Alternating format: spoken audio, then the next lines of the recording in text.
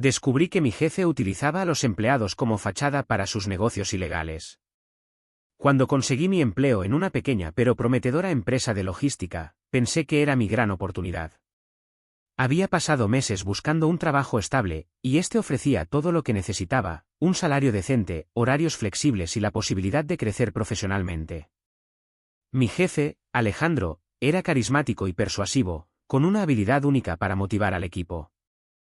Todos lo admirábamos, y yo no era la excepción. La empresa funcionaba como un reloj suizo. Cada uno de nosotros tenía roles claros, y las operaciones parecían ir sobre ruedas. Alejandro siempre insistía en que éramos una familia y en que él haría todo lo posible para protegernos. A menudo organizaba reuniones motivadoras, cenas de equipo y charlas sobre cómo estábamos construyendo algo grande. Pero, como todo lo que parece demasiado bueno para ser verdad, pronto descubrí que había una cara oculta detrás de esa fachada. Todo comenzó cuando un día recibí un correo electrónico que no estaba destinado para mí. En él, se hablaba de un envío especial que no figuraba en el sistema oficial de la empresa. Pensé que era un error, así que fui a hablar con Alejandro para aclararlo. Debe ser una confusión, me dijo con una sonrisa despreocupada. Lo revisaré, no te preocupes. Pero la forma en que cambió de tema inmediatamente después me dejó con una sensación incómoda. Era como si no quisiera que pensara demasiado en el asunto. Días después, durante una reunión de equipo, noté que Alejandro insistía en que ciertos envíos debían ser manejados solo por un grupo específico de empleados, quienes siempre parecían trabajar en horarios extraños y fuera del radar. Aunque no entendía del todo por qué, asumí que se trataba de clientes VIP o algo similar. Mi curiosidad creció cuando me pidieron que firmara unos documentos para un envío, algo que no solía hacer. En esos papeles figuraban datos inconsistentes, y las direcciones no coincidían con las de nuestros clientes habituales. Cuando pregunté al respecto, me dijeron que no me preocupara, que era solo un trámite. Sin embargo, decidí investigar un poco por mi cuenta. Revisé las órdenes de envío de semanas anteriores y descubrí que había varias operaciones similares, todas con datos extraños. Al intentar buscar información sobre esas direcciones, me di cuenta de que muchas correspondían a bodegas abandonadas o lugares que no aparecían en los mapas. Mi verdadera sorpresa llegó cuando hablé con un compañero de trabajo, Luis, quien llevaba más tiempo en la empresa. Al principio se mostró reacio a hablar, pero después de insistir, me confesó que también había notado cosas extrañas. Según él, algunos empleados habían sido despedidos después de hacer preguntas incómodas sobre esos envíos. Es mejor no meterse en eso, me dijo con un tono sombrío. Alejandro no es tan encantador como parece. Créeme, no quieres estar en su lista negra. Esa noche, no pude dormir. Algo estaba claramente mal en la empresa, y aunque no tenía todas las piezas del rompecabezas, sabía que estaba involucrado en algo más grande de lo que imaginaba. Después de hablar con Luis, mi instinto me decía que estaba metido en algo peligroso. Sin embargo, no podía simplemente ignorar las señales. Sabía que seguir trabajando sin cuestionar nada me hacía cómplice, aunque no tuviera la intención. Pero también sabía que confrontar a Alejandro directamente no era una opción. Si había despedido a otros por hacer preguntas, ¿qué podría hacer conmigo si descubría que estaba investigando? Decidí tomar un enfoque más discreto. Comencé a revisar documentos en mis tiempos libres, tratando de entender qué estaba pasando. Lo primero que descubrí fue que muchos de los envíos especiales no tenían registros formales. Eran como operaciones fantasma, sin clientes visibles, sin recibos oficiales y sin explicación alguna. Además, encontré que los pagos por estos envíos eran manejados de manera extraña.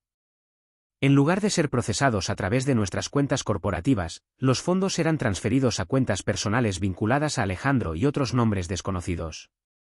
Pero el hallazgo más inquietante llegó cuando uno de esos envíos regresó por error a nuestra oficina. Era una caja pequeña, aparentemente insignificante, que uno de los repartidores dejó en la recepción. Cuando la abrí, encontré paquetes envueltos en plástico con lo que claramente parecía ser drogas. Sentí como la sangre se me helaba. Esa noche, me reuní nuevamente con Luis y le mostré lo que había encontrado. Al principio, negó con la cabeza, como si no quisiera saber más. Pero cuando le enseñé la evidencia, no pudo ignorarlo. Siempre pensé que había algo turbio, dijo, visiblemente nervioso. Pero esto es demasiado. Si Alejandro se entera de que tienes esto, te arruinará. Su advertencia no era exagerada.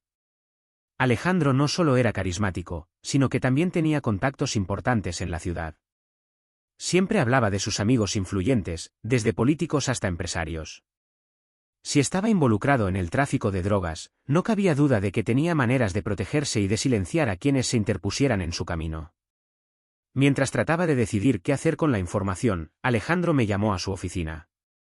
No sabía si era una coincidencia o si había descubierto algo de lo que estaba haciendo, pero mi corazón latía con fuerza al entrar. Martín, quiero felicitarte por tu dedicación, dijo con su típica sonrisa. He notado que has estado trabajando mucho últimamente. Gente como tú es la que necesitamos aquí. Sus palabras me hicieron sentir incómodo. Era como si estuviera probándome, viendo si bajaba la guardia.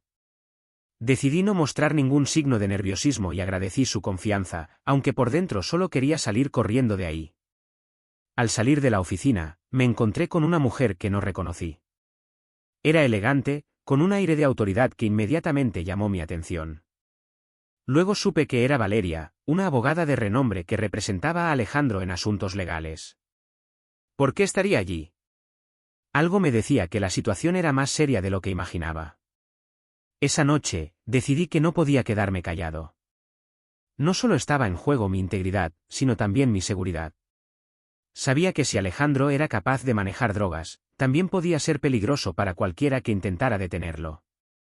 Luis y yo decidimos contactar a alguien que pudiera ayudarnos.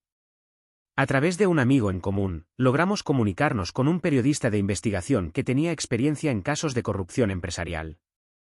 Le explicamos lo que sabíamos y le mostramos las pruebas que habíamos recopilado. Esto es grande, dijo el periodista después de revisar todo. Pero también es muy peligroso. Si quieren seguir adelante con esto, deben estar preparados para las consecuencias. Los días siguientes fueron tensos. Alejandro parecía más atento que nunca, como si sospechara que algo estaba pasando. Incluso noté que uno de sus hombres, un empleado que siempre estaba a su lado, comenzaba a hacer preguntas indirectas sobre mi trabajo. Era evidente que algo había cambiado. Luis estaba cada vez más asustado. Tal vez deberíamos dejar esto, me dijo en una ocasión. ¿Y si Alejandro descubre que fuimos nosotros, qué pasará con nuestras familias? Aunque compartía su miedo, sabía que no podía dar marcha atrás. Habíamos llegado demasiado lejos, y la verdad tenía que salir a la luz. La tensión crecía con cada día que pasaba. Alejandro parecía más atento y su control sobre el equipo era evidente. Luis y yo sabíamos que estábamos caminando sobre terreno peligroso. Sin embargo, el periodista con quien habíamos contactado nos dio una esperanza: estaba dispuesto a investigar el caso y publicar una historia si lográbamos recopilar más pruebas contundentes. El periodista nos sugirió instalar un sistema de grabación discreto en la oficina principal de Alejandro. Era arriesgado, pero si lográbamos capturar alguna conversación comprometedora, tendríamos todo lo necesario para exponerlo. Con la ayuda de Luis, conseguimos un dispositivo de grabación que logramos colocar en la estantería de su despacho, camuflado entre unos libros.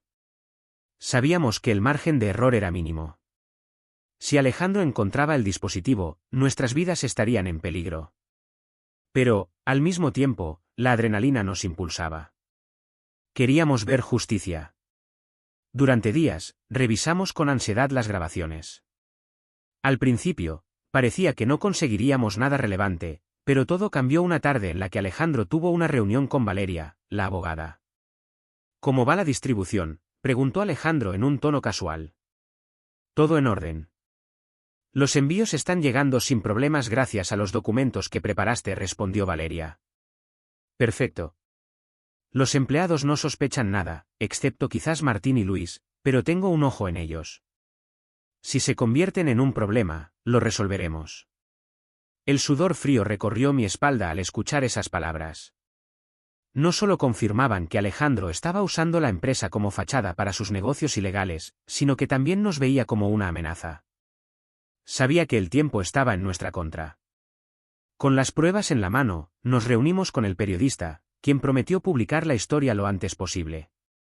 Pero Alejandro parecía estar un paso adelante. Esa misma noche, mientras salía de la oficina, me interceptaron dos hombres que claramente trabajaban para él.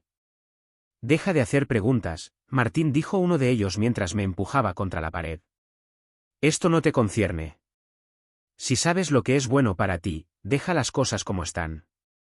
El mensaje era claro, Alejandro sabía que estábamos cerca de exponerlo, y no dudaría en usar la fuerza para detenernos. Decidí no contarle a Luis lo sucedido para no asustarlo más, pero su nerviosismo crecía con cada día. El periodista nos pidió que nos preparáramos para las repercusiones. La historia saldría en los principales medios locales en 48 horas, y sabíamos que Alejandro reaccionaría. Esa noche, antes de que la noticia se publicara, decidí hablar con mi familia para explicarles lo que estaba pasando. Quería asegurarme de que estuvieran preparados en caso de que las cosas se complicaran. La mañana en que se publicó la historia fue un torbellino. Los titulares eran claros: empresario usa compañía de logística como fachada para tráfico ilegal. Incluían extractos de las grabaciones y fotografías de los documentos que habíamos entregado. La reacción fue inmediata. Las autoridades allanaron las oficinas de la empresa, y Alejandro fue arrestado mientras intentaba escapar. Su carisma y conexiones no pudieron salvarlo esta vez. Los cargos en su contra eran irrefutables, y Valeria, su abogada, también fue detenida por su complicidad. Aunque la justicia se hizo, el proceso tuvo un costo. Luis renunció poco después de que todo saliera a la luz. «No puedo seguir trabajando aquí después de todo esto», me dijo. Lo entendí, la experiencia lo había dejado emocionalmente agotado. Por mi parte, decidí quedarme para ayudar a reconstruir la empresa. Los inversores y empleados honestos querían limpiar su reputación, y yo sabía que podía ser parte de ese cambio. Sin embargo, la sombra de Alejandro todavía se sentía en cada rincón.